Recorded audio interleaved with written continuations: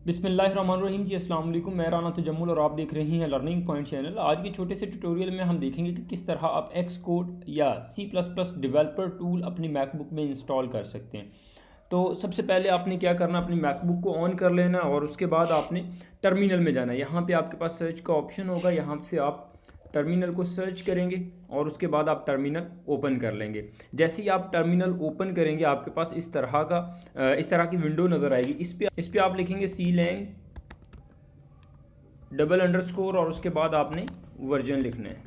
उसके बाद जैसे ही आप एंटर पे हिट करेंगे तो आप देखेंगे कि आपके पास जो है यहाँ पे एक आपके पास विंडो पॉपअप होगी जिसमें आप डायरेक्ट भी इसे इंस्टॉल कर सकते हैं। अगर आपके पास जो है ये सी लैंग इंस्टॉल नहीं है, ये डेवलपर टूल आपकी मैकबुक में इंस्टॉल नहीं है, मैं इसको कैंसिल कर रहा हूँ। और यहाँ पे आप देख रहे हैं no developer tool were in found, मतलब कि आपके पास जो है आपकी मैकबुक में डेवलपर टूल इंस्टॉल्ड नहीं है। सो आपने इंस्टॉल कैसे करना है, सिंपल आप लिखेंगे x code underscore select double underscore install.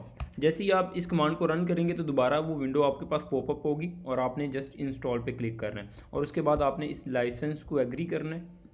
Agree करने के बाद अकॉर्डिंग टू इंटरनेट स्पीड आपकी जो है ये सॉफ्टवेयर डेवलपर टूल जो है आपके पास C plus plus developer tool install होना स्टार्ट हो जाएगा।